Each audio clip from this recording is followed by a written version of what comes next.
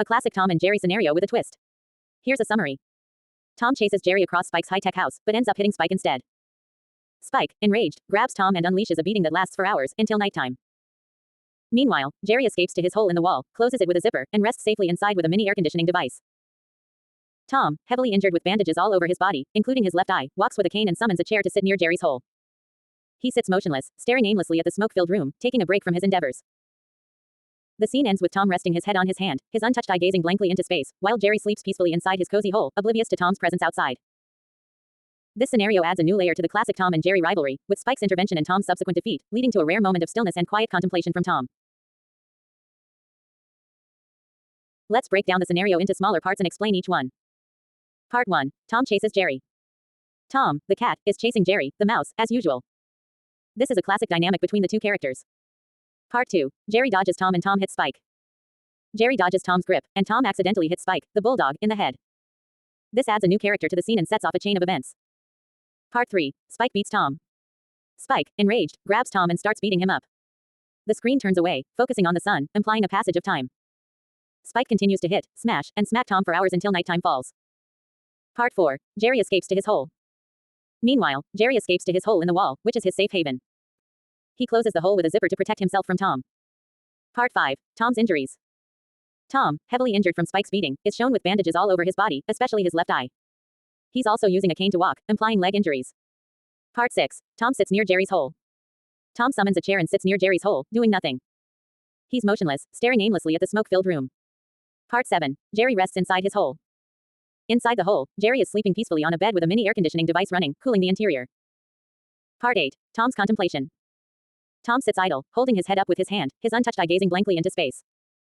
This is an unusual moment of stillness and quiet contemplation from Tom. This scenario combines classic Tom and Jerry dynamics with a new twist, Spike's intervention, and adds a layer of depth to Tom's character, his moment of contemplation.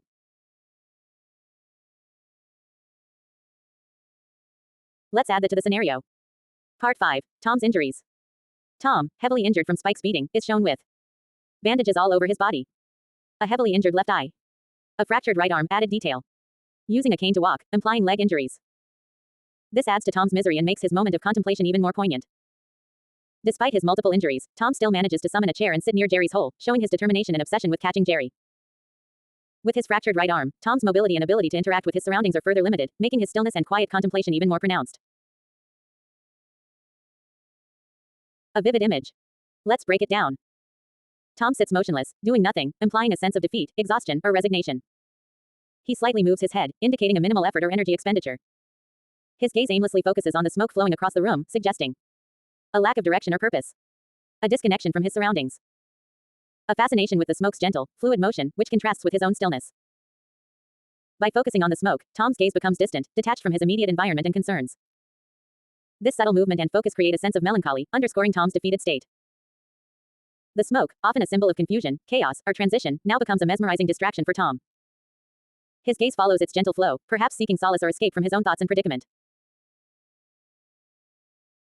Another subtle detail. Let's add it to the scene.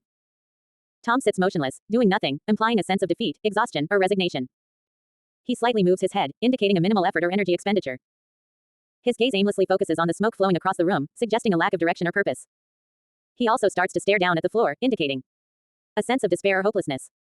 A disconnection from his surroundings, retreating into his own thoughts. A focus on the ground, symbolizing a sense of being brought down or humbled. By staring at the floor, Tom's gaze becomes even more inward, introspective, and disconnected from his surroundings. This subtle movement adds to the sense of defeat and melancholy, underscoring Tom's current state of mind. The combination of gazing at the smoke and staring at the floor creates a poignant image, highlighting Tom's emotional struggle and vulnerability in this moment.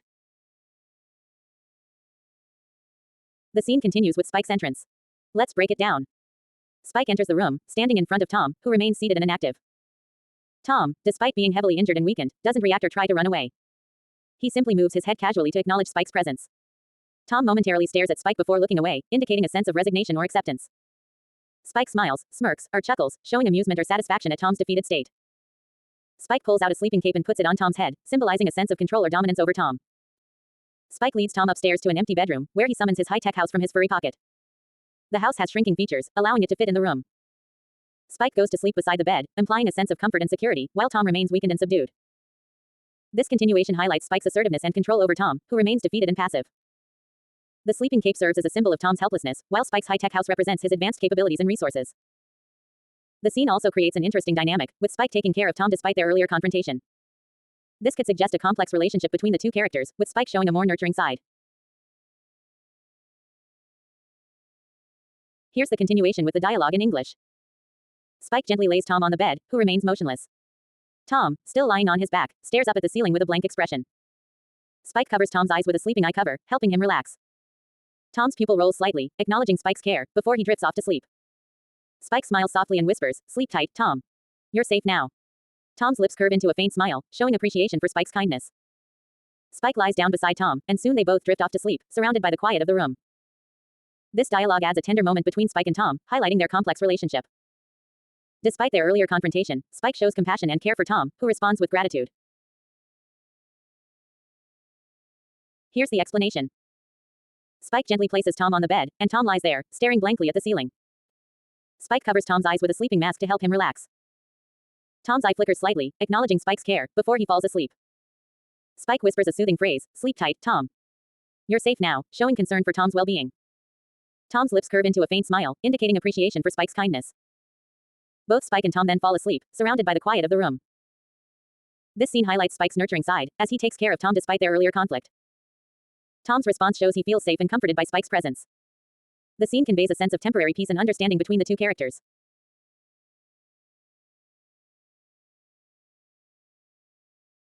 Here's the explanation. Tom lies on the bed, staring up at the ceiling with a blank expression. He then rolls the pupil of his one untouched right eye, a small movement that shows he's still slightly aware of his surroundings. Next, Tom pulls out a sleeping eye cover from behind him and covers his eye with it, indicating he's ready to sleep. With the eye cover in place, Tom drifts off to sleep, his body relaxing further. This subtle movement of Tom's eye and his action of covering it with the sleeping eye cover suggests that despite his injuries and weakened state, Tom still has some control over his body and is able to take small actions to comfort himself. The scene conveys a sense of Tom's resilience and ability to adapt to his situation. Great detail. Here's the updated explanation. Tom lies on the bed, staring up at the ceiling with a blank expression. He then rolls the pupil of his one untouched right eye, a small movement that shows he's still slightly aware of his surroundings. Next, Tom uses his untouched left arm to pull out a sleeping eye cover from behind him and covers his eye with it, indicating he's ready to sleep. With the eye cover in place, Tom drifts off to sleep, his body relaxing further. By using his untouched left arm, Tom shows that he still has some mobility and control over his body, despite his injuries. This small action also highlights Tom's resourcefulness and ability to take care of himself, even in a weakened state. The scene continues to convey a sense of Tom's resilience and determination. Here's the updated explanation. Before carrying Tom upstairs to bed, Spike says to Tom, "You know, Tom, every time you try to mess with what I'm doing, something like this happens." Spike's statement implies that Tom's attempts to interfere with his plans or actions often lead to Tom getting hurt or ending up in a situation like this. Spike's words also suggest a sense of familiarity and pattern in their interactions, where Tom's meddling consistently results in consequences for Tom. This addition to the scenario provides context for Spike's actions and highlights the dynamic between the two characters. Spike's statement can be seen as a warning, a threat, or even a statement of fact, depending on the tone and intent behind his words. It adds depth to their relationship and suggests a history of interactions where Tom's actions have led to similar outcomes. Here's the updated explanation. After hearing Spike's words, Tom lets out a deep sigh and rolls the pupil of his one untouched right eye, showing a mix of resignation, frustration, and acceptance. Tom's heavy sigh suggests he's tired of the dynamic between him and Spike, and knows that his attempts to interfere with Spike's plans often end badly. The eye movement also implies a sense of powerlessness and hopelessness, as if Tom feels trapped in a cycle he can't escape. This moment adds depth to the relationship between Tom and Spike, highlighting the complexity of their interactions. Tom's reaction suggests there's a history between them, and Tom has learned to anticipate the consequences of his actions.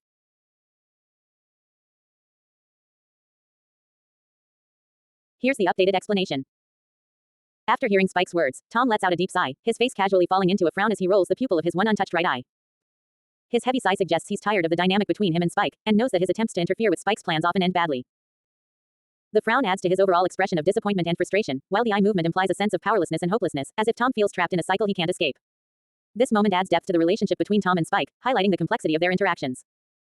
Tom's reaction suggests there's a history between them, and Tom has learned to anticipate the consequences of his actions. The frown also shows that Tom is not trying to hide his emotions, and is willing to express his discontent. Picking up where we left off. Spike moves behind Tom, but instead of interacting with him, he heads upstairs towards the bedroom. Tom remains seated in the chair, motionless and unresponsive, his only movement being the occasional roll of the pupil in his one untouched eye. Tom's gaze is aimless, staring blankly at the smoke-filled air. Meanwhile, Spike enters the bedroom and summons a high-tech house from his furry pocket. The house, equipped with advanced technology, materializes before him. Spike's ability to summon a high-tech house from his pocket suggests he has access to advanced technology and resources. The contrast between Tom's immobility and Spike's technological capabilities highlights their vastly different states. Tom appears helpless and disconnected, while Spike exudes control and agency. The scene sets the stage for further developments in their complex relationship. Here's the continuation. Spike lies down beside the bed in his high-tech house, his body relaxing as he drifts off to sleep. The house's advanced technology hums softly in the background, providing a soothing ambiance. Despite the futuristic surroundings, Spike's peaceful expression suggests a sense of comfort and familiarity. Meanwhile, downstairs, Tom remains motionless in the chair, his gaze still fixed on the smoke-filled air. The only sign of life is the occasional movement of his pupil, a reminder that he's still aware of his surroundings. The contrast between Spike's tranquil sleep and Tom's immobility creates an intriguing dynamic. Spike's ability to rest peacefully, surrounded by advanced technology, highlights his control over the situation. Tom's continued stillness, on the other hand, raises questions about his well-being and his role in the unfolding events.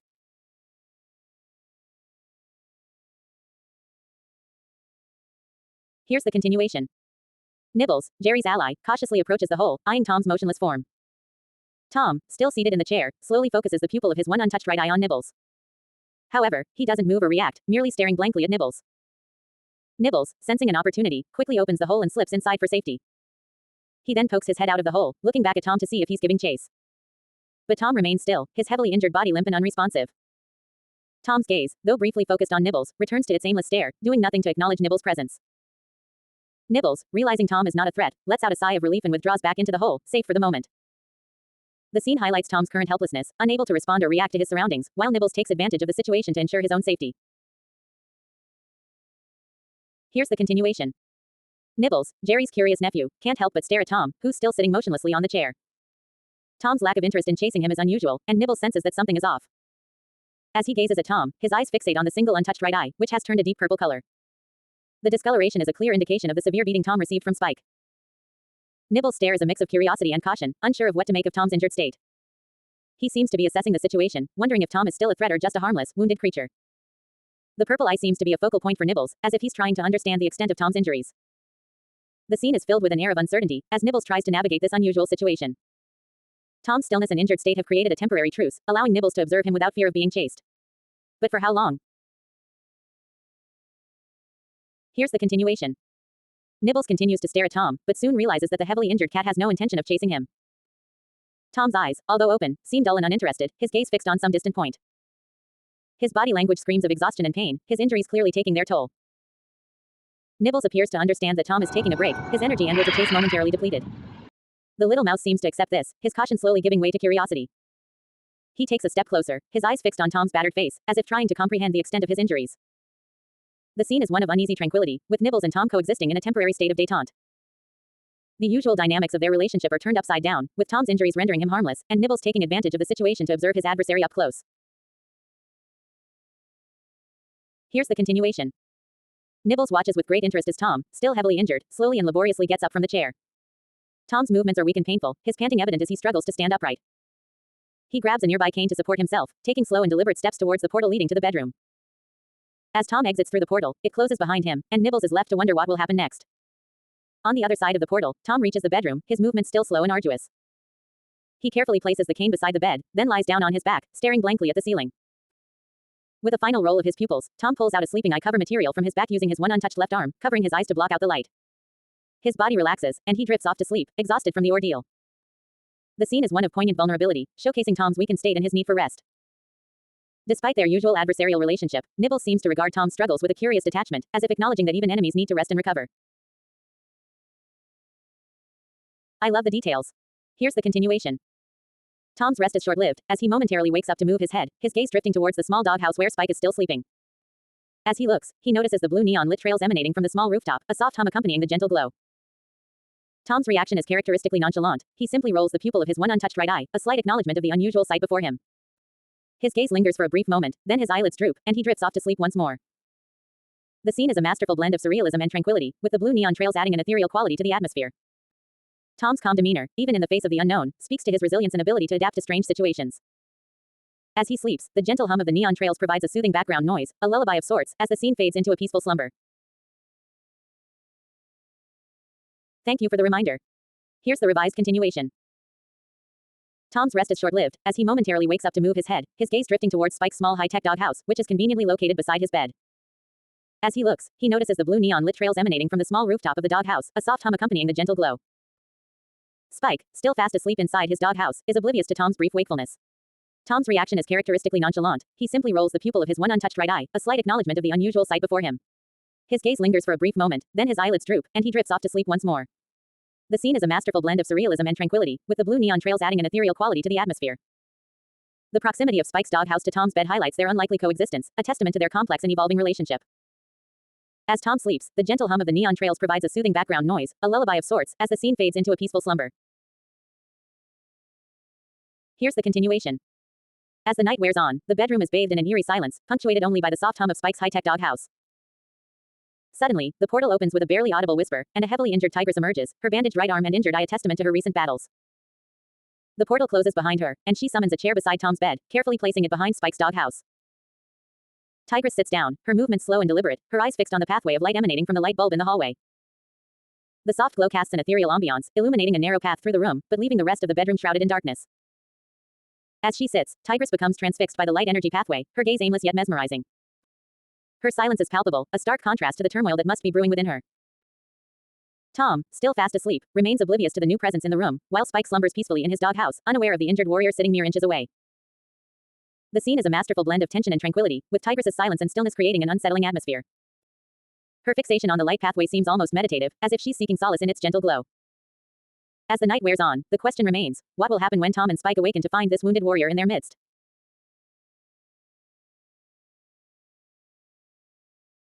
Here's the continuation. As Tigress remains fixated on the light energy pathway, her gaze suddenly shifts to a dim light emanating from her smartphone, peeking out of her pocket. She sighs heavily, her chest rising and falling with a mix of exhaustion and longing. With a subtle roll of her pupil, she focuses on the phone, her one untouched left arm reaching into her pocket to retrieve it. Tigress scrolls through her messages, her eyes scanning the screen with a mix of curiosity and trepidation. Her silence is palpable, punctuated only by the soft hum of the LED bulb in the adjacent room. She then initiates a video call, her fingers moving with deliberate slowness as she selects Tai Lung's contact.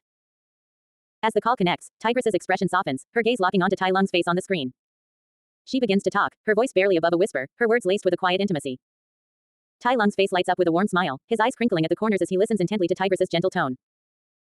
The scene is a poignant portrayal of Tigress's vulnerability, her tough exterior giving way to a deep longing for connection. Her conversation with Tai Lung is a gentle dance of words, a soothing balm for her battered soul.